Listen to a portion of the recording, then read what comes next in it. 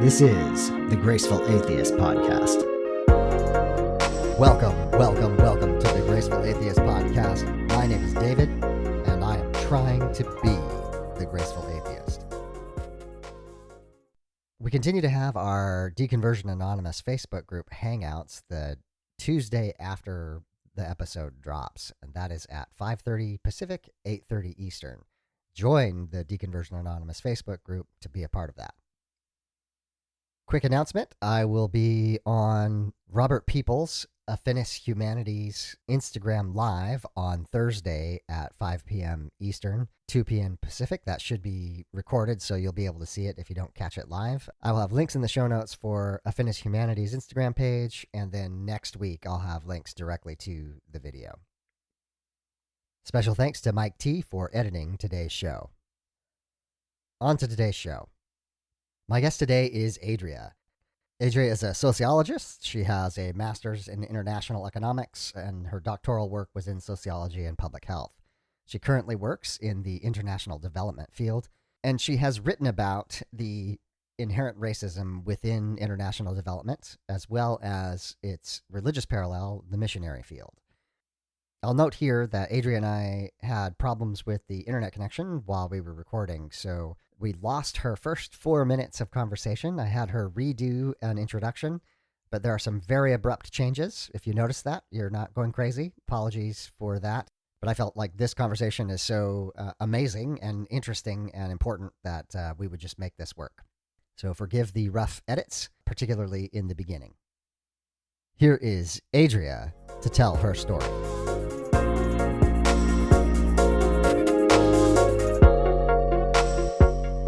Adria, welcome to the Graceful Atheist Podcast. Hello. So nice to be here.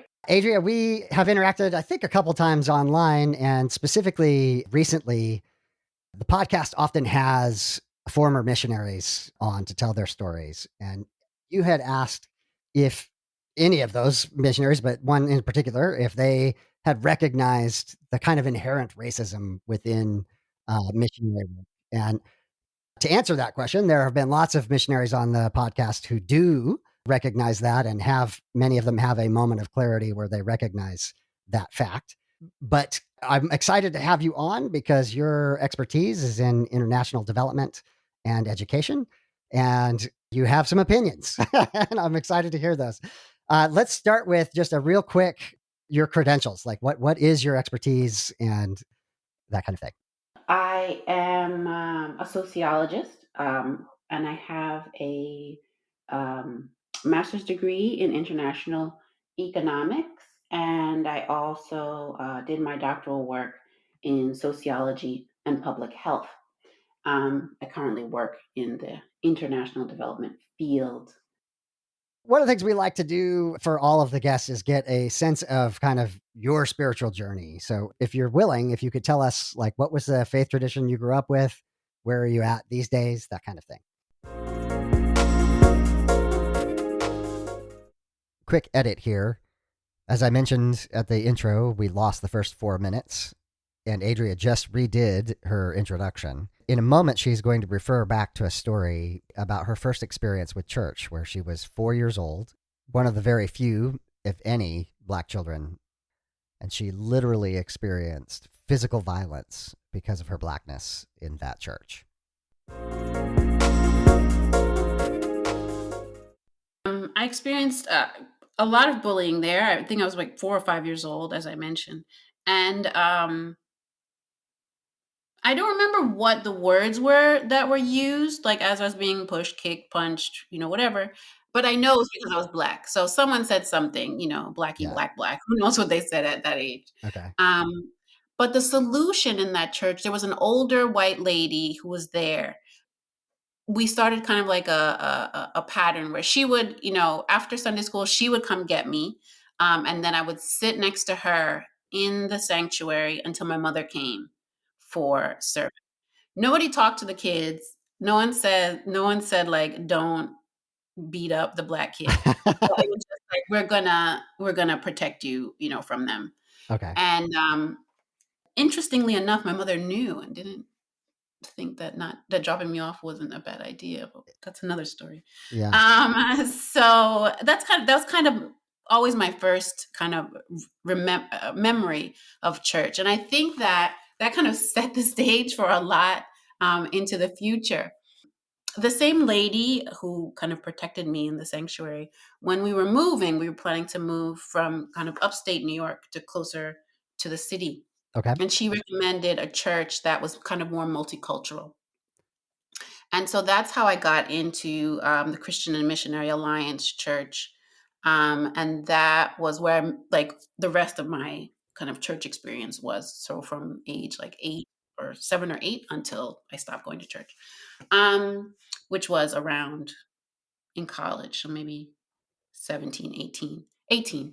Okay. Um, After not leaving Christianity per se. I kind of went through a lot of different things, kind of new age, some crystals, hanging about, Yeah. etc. But I think for the last maybe 10, 15 years, I have considered myself an atheist and I take part in a lot of atheist activities. I'm a member of the Black non-believers of my area and those types of things. That's where I am now. Okay. Very cool. Very cool.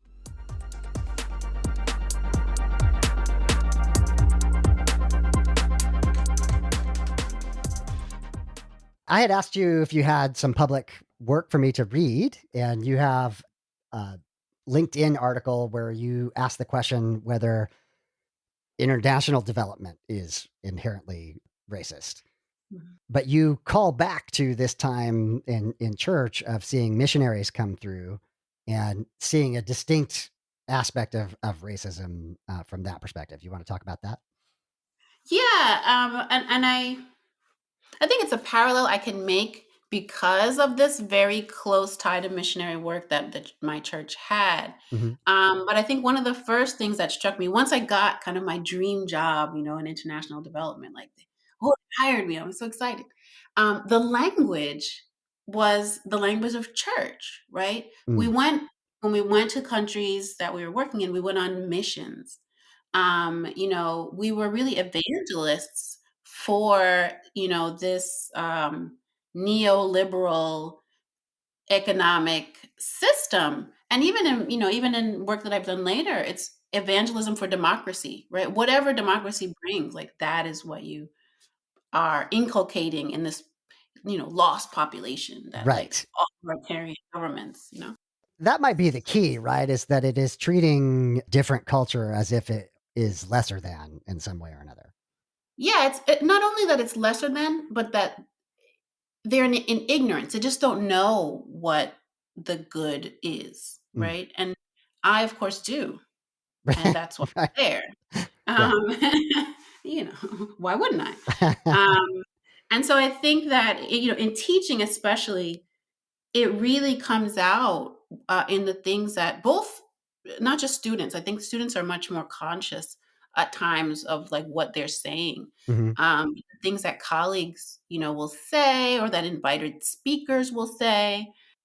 And it really made me kind of think about, how do you that was my question. That's why I wrote that article. I don't know what the answer really is, but I definitely saw the parallels between the language, the attitudes, the expectations, right, in terms of success and not success, the cultural hegemony, so that if it can't be measured in my way. If it Yeah. can't be written into a report, if it can't be, or if it can't follow kind of this model of what professionalism is, it's not valid, right? It's not a success. So talking about those missionaries, you wrote the photos in the conclusion were always the same. Slide one: traditionally dressed people from country X, looking uneasy at the camera. Slide 26: the same people from country X wearing cast off name brand t shirts with holes in them, ill fitting pants and dresses and flip flops, smiling at the camera. The missionary always said that she or he learned more from the people of country X than she or he contributed. So thank goodness for the gospel. But I Mhm. heard, by the time I heard the 30th missionary make this confession, my ascent into atheism was assured. And first of all, ascent into atheism is my new favorite statement. So, but so you saw that pattern over and over again from the missionaries that would come and tell their stories. Yeah, and that pattern is two things, right? They created poor people. Like the Mm, first picture wasn't of poor people. It was like, right. people who lived in the forest and, or wherever and, did their thing. Yeah. The last picture was of poor people, right? Their clothes were a mess. In the first picture, their clothes were a mess. Yeah. Their shoes were broken. And so, yeah, okay, now this is the picture of what poverty is that I know. Yeah. And yeah, and the second thing is this kind of false humility, right? Yeah.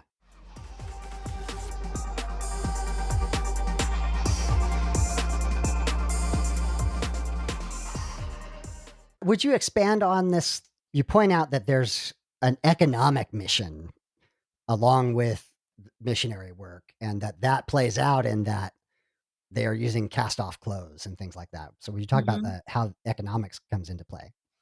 If I think back to kind of the presentations that we would have by missionaries, I think the first way that economics comes in is through health.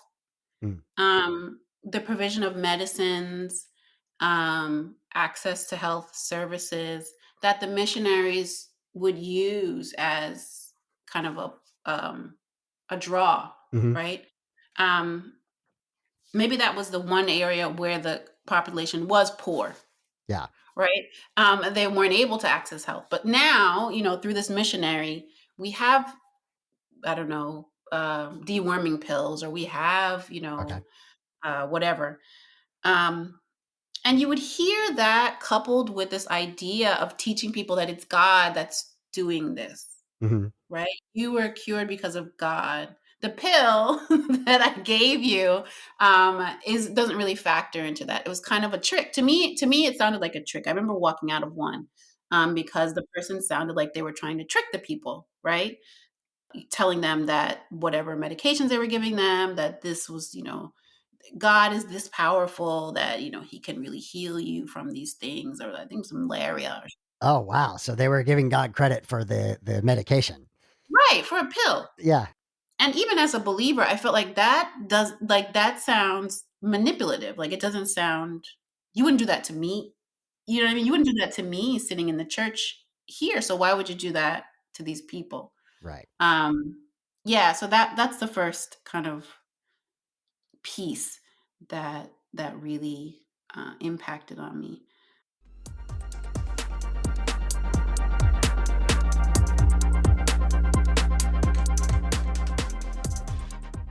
So, a topic that is just very present for us in the United States is Christian nationalism. Mhm. And there's a way in which the missionary work is kind of exporting that Christian nationalism. And I guess the question to pose to you is like, is there even any way to do that missionary work without also including cultural, paving over of the existing culture? Well, first, I do remember your first question, and I think it attaches to this, and that was about the economic Yes. impact. There we go. I was just going to say it attached to the health after the whole health piece, right? And people started to believe what comes in is construction, right? We have to build a church. Hmm. Um, what comes in is food.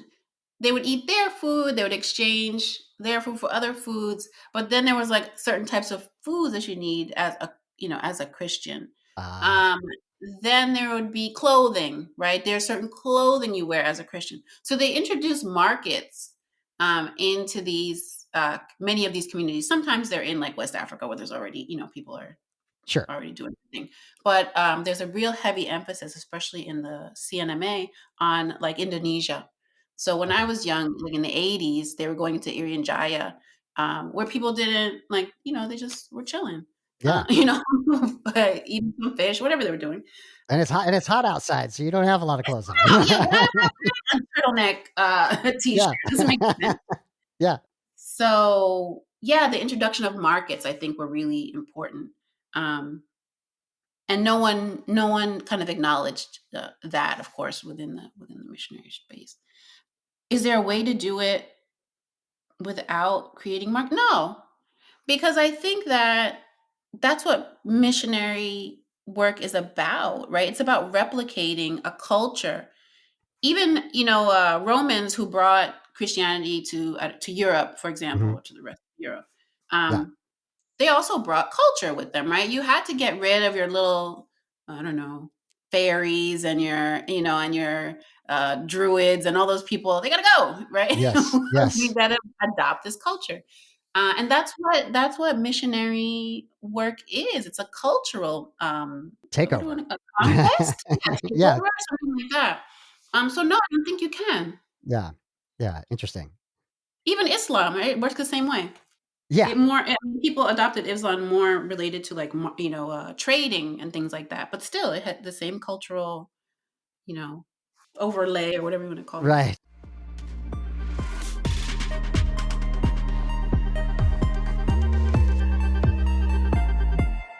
It's obvious, I think, to us as atheists today that missionary work is corrupt, bankrupt on its own. But as it pertains to international development, you said earlier the idea of exporting democracy. Like, where for you do you draw that line? Like, how do we participate as a nation within the world and not conquest, not have a position of conquest that overrides other cultures? Honestly, I think it's the same answer as missionary. Mhm.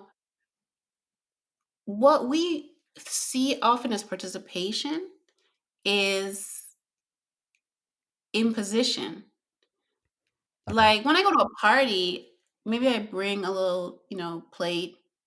But then they go to the party and whatever the music is there is the music that the person has on in their house, right? Yeah. Whatever the bathroom I use is that person's bathroom. And I don't bring my own bathroom into someone else's house. And I think that a lot of times that's what we do, right?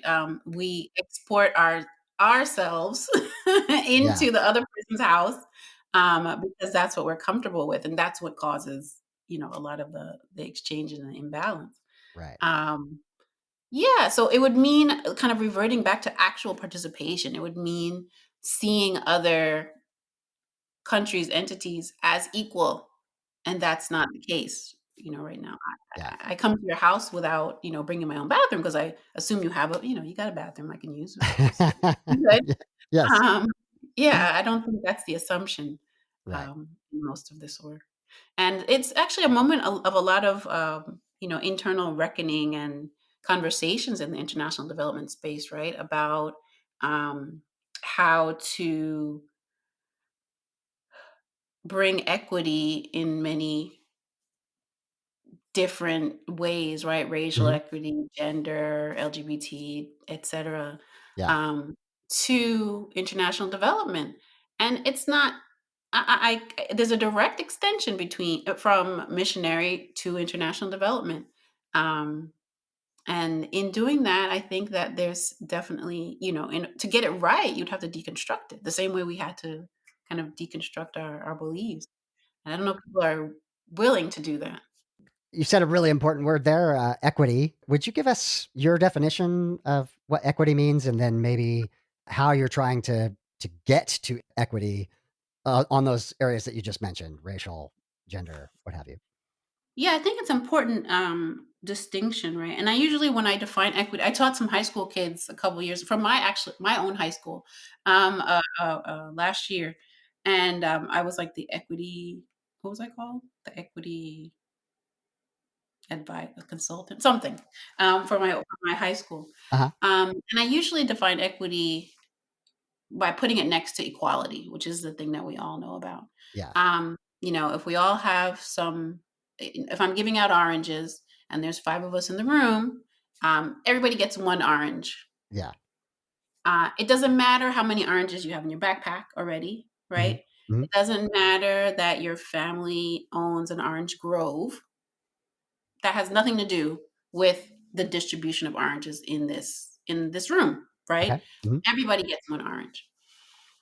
Equity in the same room looks at what is your actual endowment of oranges before I hand you an orange. Got it. So, to Billy, whose father has an orange grove, I might not give him an orange. Yeah. Billy might be sick of oranges, so Billy doesn't even want an orange. Yeah. But I don't know who give me another. David over here, Yeah. right? Yeah. I might give him 5 oranges, because he doesn't have access to oranges. Normally, he needs some vitamin C. He's looking That's right. scurvy-ish, I've got you know? scurvy. Yeah. Exactly.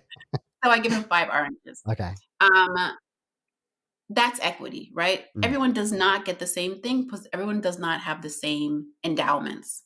So equity takes into account kind of what you already have. And then in the international development or even in education, how are we trying to implement equity? I don't think that we are. Okay. I think that there's a conversation that's opening, and I'll say when I say it's opening, well, I'll call them developing countries, but non kind of U.S. European countries have been having this conversation for centuries, Got it. centuries, and no one is listening. So when I say, "Oh, it's opening the conversation," this is not a new conversation, Got it. but it's kind of a conversation that these institutions are now willing to engage in. And it's, in my experience, it's basically at the level of discourse, Mhm. right? That, equity is important. We need to consider, maybe representation of certain groups, within, the work that we do. Communities need to have a voice in deciding, what the programming is that's going on, Mhm. within their communities. We need to be hiring people who are local, who know the issues, all these, points that are important. Um, some places are trying to implement them. I know that some places, I think the biggest kind of movement I've seen is to decentralize. So, for Mhm. example, universities that have kind of satellite research centers, say in other countries, they're now kind of giving those satellite centers the money, right? Not all the money sits in the university in the US. That's one of the ways. So that's one, but I don't think there's a lot of action. Okay. There's a lot of DEI people being hired, that's nice, people getting jobs. But I don't think there's not an excessive amount of action. It seems to me like there's this parallel of racism in the United States where, black people have been saying, "Hey, this is a problem" from literally day 1, and that has been ignored. And, in the last 6 years or so, it's been thrust in everyone's face to such an extent that it's impossible to ignore. Similar, it sounds like you're saying that the international community has been saying these problems exist forever, and that has been ignored. Is that kind of a similar parallel? Definitely. Yeah, definitely. And the sad thing is sometimes that means it's just gonna be a fad, right? Once people stop talking about it, then the organizations will stop talking about it too. I don't know, who knows? But, Yeah. that is a danger, I guess, when that happens, yeah.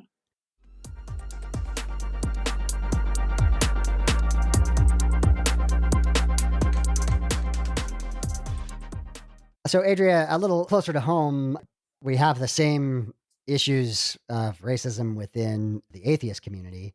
So, I wonder if you'd be willing to talk about the Black non-believers and that community and what that's been for you. Yeah, I didn't really go to many atheist events, gatherings, for many years. But when I moved back to DC, which is like maybe 4 years ago now, Uh huh. I decided, oh yeah, I want to start kind of taking part in some atheist events, and I just went to general atheist events. Um, and I think one it was amusing, but it definitely wasn't welcoming. And I think Mm. one of the factors, just was people's discomfort, right? Oh, are you're an atheist? That's interesting. Now, how does your community feel about that? And these kinds of Oh, wow. questions, which I mean, that's not a horrible question. It's just kind of like I don't know. I'm not my whole community. I can tell you what my mom says. Um, but so I did, once I found Black non-believers, I think that it really was a space for me just to feel comfortable talking about kind of general atheist themes. Right. Um, I think, and also kind of to see the diversity, right? Not everyone within Black non-believers grew up in a religious household. But Right. I think one of the foci that I really like about the group is looking at the tradition of non-belief in the Black community in the U.S. mainly, but we also looked at I think we've looked in the Caribbean and other places, Hmm. and just kind of seeing that that initial questions of like, "Oh, what are you doing here?" Is Yeah. that, non-belief really has a tradition also within, the Black community, and that, we, are following kind of a line of thinkers, right, who really were Right. influential in, kind of even in the civil rights movement. Bayard Rustin and other people who were influential, but of course weren't at the forefront. And so that's been really helpful to me to kind of disconnect my identity from having to be religious or a believer. Right. So that's the main kind of benefit that I've gained from being part of that group. Am I the best member? No, but I really do appreciate the dedication of the leaders and all the events that they put together, and meeting other Black people who are non-believers. I think even my own experience was we each go through this deconversion process for those of us who had a faith tradition at one point in time. Right. And you feel like you're the only one and that this is so new. No one else could have possibly experienced that. And just the experience of meeting someone else or talking to Mhm. someone else online, even who's gone through something similar, and you realize, wow, not only is this not new, it's very, very common. It's just so incredible to find that connection with another human being. Definitely. Yeah, definitely. I think that's where um, that has definitely come in. I think there's another piece though for me, and that's kind of how I wanted to also maybe mention this, how I got out of religion kind of in college. Because I went into college, pretty, we used to have a thing in the 80s in my church called evangelism explosion. And Oh, yeah. Okay. there was like a I whole know what you mean. you know that one? With the I do. Yeah. binder, and you had to go to like little classes to learn how to like evangelize to people.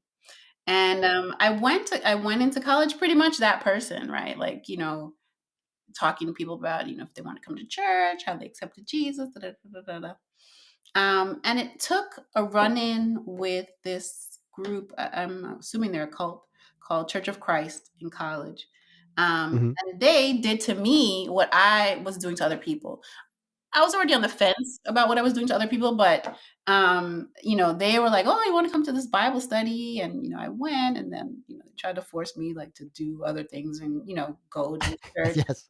Only the way that we're interpreting this is the right way to interpret it, and Right. I was not feeling that. I was like, "No, I'm good. Thank you, but no, thank you." And then I had to think about it. Wait, that turned me off. Imagine how much what I do turns other people off. And I think the other piece of that, of course, was thinking about in context, right? How Black people received Christianity, and how devout many Black people are, despite the Hmm. non-results that True. are being produced. And I think that combination really helped me to kind of snap out of it in a way, and look at things more critically. You kind of did the outsider test for faith Right, thing. You had the experience of being the outsider right. as someone was describing their interpretation of faith, and that gives you the ability to just begin to question. Yeah. Well, the missionaries made me begin to question. So I think that I was ripe Yes, because, got it. um, I also didn't mention that I used to be, really active in our youth group in that church, the Christian Missionary Alliance Church. And there were a couple of songs. I was singing one to my friend the other day and cracking up that were the most racist and backward song you've ever heard of in your life. Um, and I remember I I used to walk believe you, out. yeah. I think it's Shut the Dough was one of them. Uh-huh. And the leader, how do you call it? I haven't been to church in so long. the song leader or whatever would be like, Sure. pretend you're a slave in Oh my god. Alabama. Oh, wow. Wow. That was the intro. And I'll be like, excuse me? Man. And then they would all go on and sing their little song. I laughed. I would walk out. Um, but it took me kind of a while to get my walkouts into, walk out of the whole thing. But those Yeah. definitely primed the pump.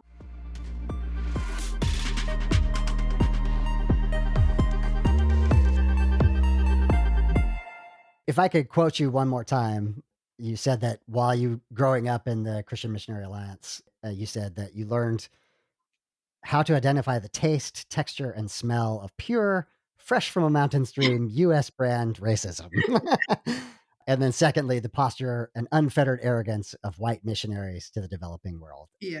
Obviously, you have an incredible talent with words, but so yeah, I mean, from day one, as a 4-year-old being literally bullied, literally physically attacked, Mhm. you have definitely experienced the worst end of racism.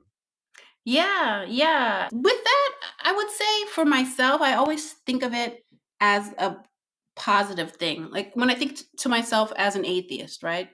I think if I had grown up in a church that was more comfortable, right? Where I wasn't attacked physically, Yeah. where, I didn't go to the Christian Missionary Alliance is a very like Midwestern church in many ways. So when you go to kind of large events, I used to do Bible quizzing with them. So you would go, to not North Dakota. Where do we have it? In St. Paul, Minnesota, or you go to these places and you meet kind of the rest of the people, right? We were an urban church. But you read the rest of the people, and get the attitude that they have toward you, the things that they say, their assumptions. I think one of the best assumptions, and I laugh about it to this day. We had a metropolitan New York team, which included, of course, Long Island, and there was a couple of families in Long Island, homeschooling families from our church. And we were somewhere one day, and I guess they felt they were gonna do, like, a good deed, and they said, "Oh, we'll drive you home." I grew up in I'm a middle class person, I grew up in a house in a middle class Black neighborhood, like, Okay. nothing deep. But I'm assuming that they thought that I lived, like, in the project somewhere. So they Okay. drive me home, and I'm giving them, instructions. I'm like, "Oh, make a left, make a right, get on this highway." And as we get closer to my house, you can see them kind of looking at each other, like, "Where are we going?" Um, We're going and to the suburbs. right, what's happening? Yeah. And by the time I told them, "Okay, you can pull up in my driveway," they were like, "Do you own this whole house is yours?" And I was like, Oh my goodness. "Yeah, it's a house." And they were Oh, like wow. they came inside with me to make sure. You've gotta be kidding me. Wow. Wow. And I was like, "Okay, thanks for the Yeah. ride," Yeah. and they left, like, completely bewildered. Um, but, that was usually the assumption that you got when you went anywhere. And, there's nothing wrong with Okay. living in the projects. My point being, you didn't ask me, and I didn't tell you. I don't have to tell you. Um, Yeah. so that's a good, analogy for my experience in the CNMA. Okay. Wow.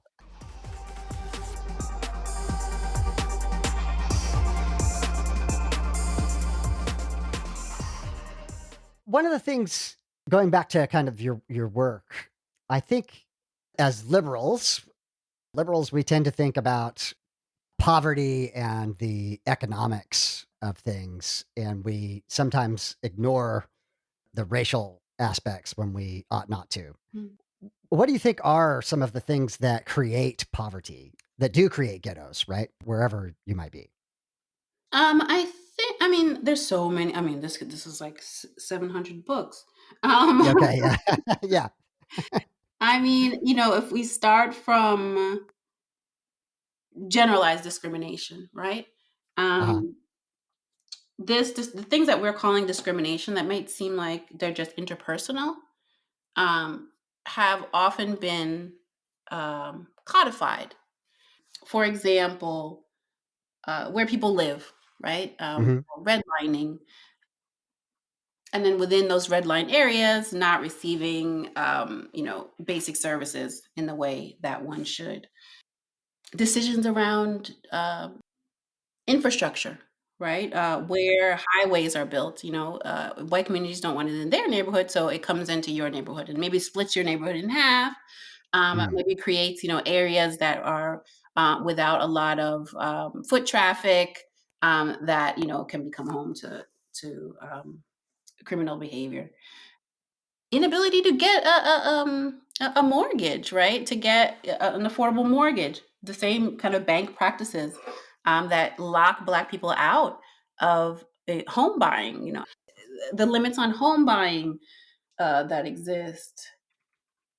Even federal government programs, right, that locked Black people out after World War II, where these um, suburban enclaves were created, Levittown in New York, and other places that were explicitly written with charters that were not to include Black people, and that's how average white people were able to have any wealth.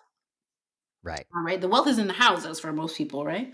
So if you can't get a house, then you don't got the wealth. And what you're describing here is the systemic part of systemic racism. These Right, are and all I the think things where yeah, and I think that people want to discard the systemic part. Even violence. Now we talk about um Tulsa, Oklahoma, like people just Mhm. discovered it.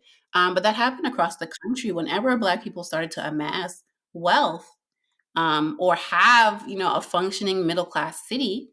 Whites would come and burn it down and kill them. So if that happens every Yeah. time, you get something, what are you gonna have?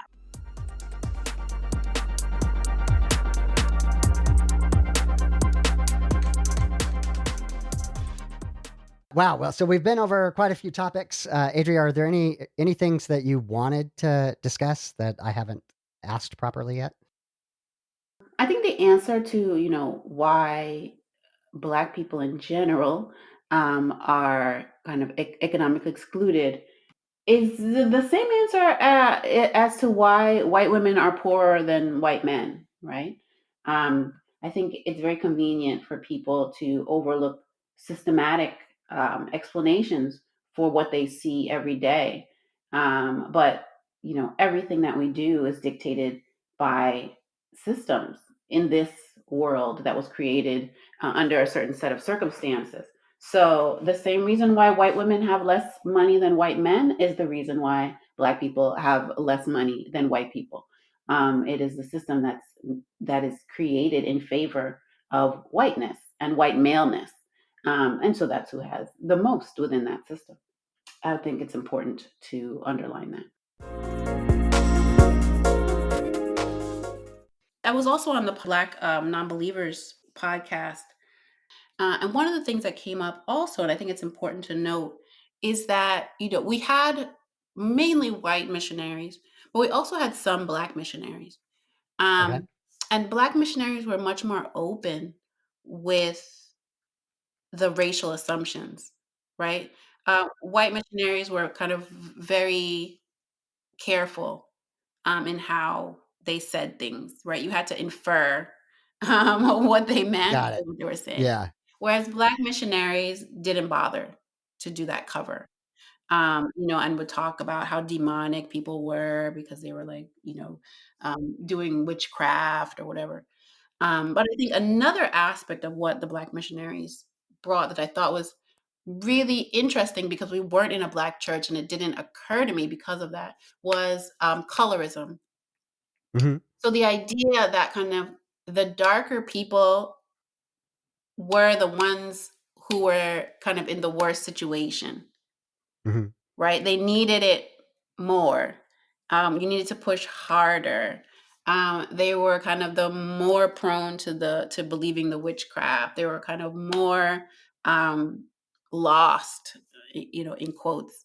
I remember we had a South African missionary couple who ended up staying at our home for the night.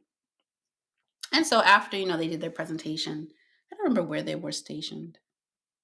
So in Southern Africa, but not in South Africa, I think it was. Okay.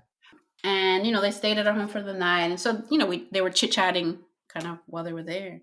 And they made a point of stating several times that, oh yes, we even go to communities that are as dark as her, because I'm darker than like most of Oh my my family. goodness.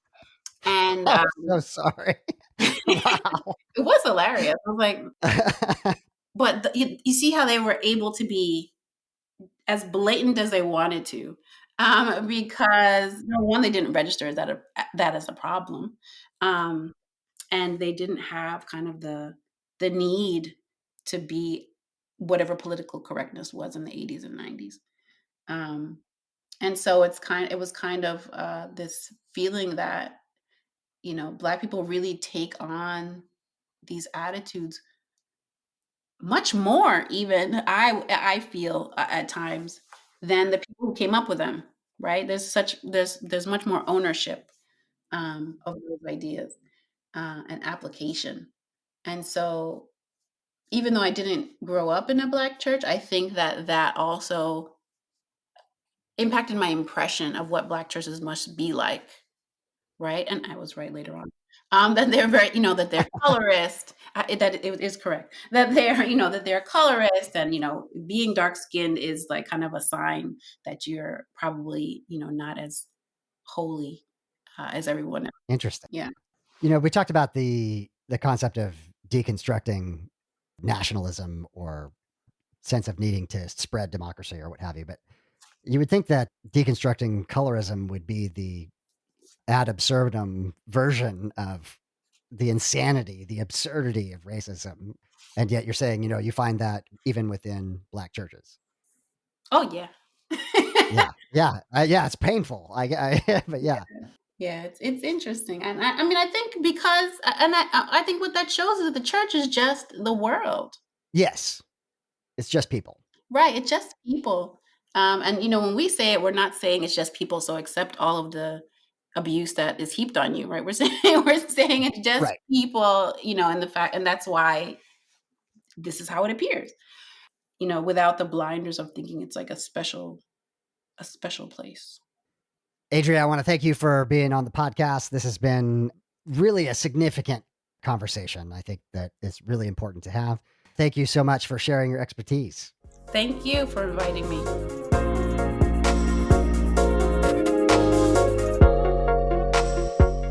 Final thoughts on the episode.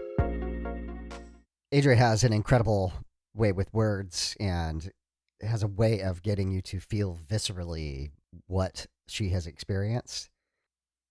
I am really sorry that we lost the original version of the story of her at 4 years old in the church and being attacked. I cannot imagine what that experience must have been like. I'm also just intrigued at her precocious observations later at the Christian Missionary Alliance and recognizing the pattern that she was seeing from the missionaries coming through, that there was a false humility, that they were causing the poverty that then they were asking for money to go fix. That's quite insightful and obviously led to her career in international development and education and many other things. I'd like to re-quote her here just so that you can hear it one more time. I learned 2 very fundamental life lessons through that church. 1, how to identify the taste, texture, and smell of pure, fresh from a mountain stream U.S. brand racism. And 2, the posture and unfettered arrogance of a white missionary to the developing world. By 14, I had begun to count the number of times missionaries would come to church to tell us of the wonderful and welcoming people they met in X developing country, who, though they were marvelous, engaged in evil and backward practices like not using antibiotics, praying to a god or gods who did not have a face painted by Leonardo da Vinci, or revering their ancestors. The missionary, by the sweat of his or her brow, and a bit of trickery, for example, allowing people to believe that antibiotics were sent directly by the Leonardo da Vinci painted god rather than shipped from a lab in Delaware, brought these people to the light, quote unquote. The photos and their conclusion were always the same. Slide 1. Traditionally dressed people from country X, women with uncovered breasts were hidden in the back, looking uneasily at the camera. Slide 26. The same people from Country X wearing cast-off name-brand t-shirts with holes in them, ill-fitted pants or dresses, and old flip-flops, smiling at the camera. The missionary always said that she had learned more from the people of Country X than she felt she contributed, so thank goodness for the gospel. By the time I had heard my 30th missionary make this confession, my ascent into atheism was assured. That last line, my ascent into atheism was assured, I absolutely adore. It captures so much of what is important here. Adria's work now is trying to listen to Native peoples and challenging her own field in international development. And the deep insight that I think she has is the human nature to assume that your way, your group's way, our way is correct and that everyone else should follow along. That seems obvious to those of us who have deconstructed about missionary work. It might be less obvious about democracy. So Adria is challenging us to deconstruct all the things and to recognize that there are more than one way to do things. There are many cultures on Earth, and it makes no sense for one culture to say to another culture that they are wrong. I appreciate that Adria was really honest about the racism that she had experienced throughout her life, including the exclusive feel of the atheist environment. I really appreciate that Black non-believers and what Mandisa Thomas is doing and the building of community there. And just like I mentioned, that experience of just being seen, being known is what we desperately need as human beings. And I'm very thankful that the Black non-believers is there doing great work. Check out the Black non-believers work, support them, read Black non-believers. I will have a link of modern Black non-believing authors. I want to thank Adria for being on the podcast, for sharing her personal story, sharing her expertise in international development, and challenging us to deconstruct the human blind side of assuming that my way is the best way. Thank you, Adria, for being on the podcast. The secular grace thought of the week is to take that lesson from Adria. How deep that sense of our own rightness, our own correctness goes. This is not about the false humility within Christianity, the same as Adria describes with the missionaries, but rather a real recognition of my desire to enforce my way of doing things on everyone else. And this is more challenging to get rid of than you think. It is insidious, and it affects all areas of our life, not just religious, but in the workplace, with friends, with children, with spouses, on school boards, in the nation, and internationally. It affects us on all levels, and being able to have an open mind in each of those areas is difficult work and challenging.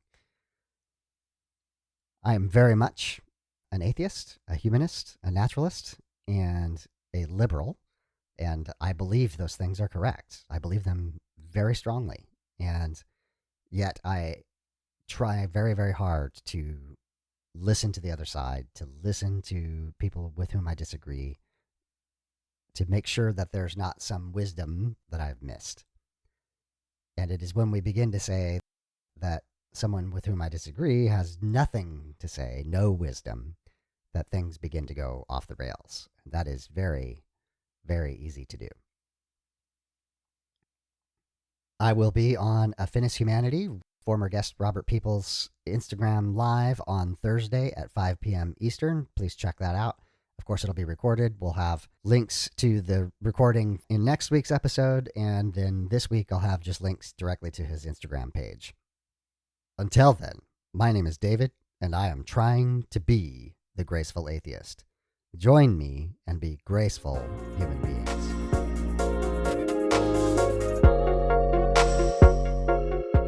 Time for the footnotes. The beat is called Waves from Mackay Beats. Links will be in the show notes. If you'd like to support the podcast, you can promote it on your social media. You can subscribe to it in your favorite podcast application, and you can rate and review it on podchaser.com. You can also support the podcast by clicking on the affiliate links for books on gracefulatheist.com. If you have podcast production experience and you would like to participate with the podcast, please get in touch with me. Have you gone through a faith transition and do you need to tell your story? Reach out. If you are a creator or work in the deconstruction, deconversion, or secular humanism spaces and would like to be on the podcast, just ask. If you'd like to financially support the podcast, there's links in the show notes. To find me, you can Google Graceful Atheist, you can Google deconversion, you can Google secular grace, you can send me an email, gracefulatheist@gmail.com, or you can check out the website, gracefulatheist.com. My name is David, and I am trying to be the Graceful Atheist. Join me and be graceful human beings.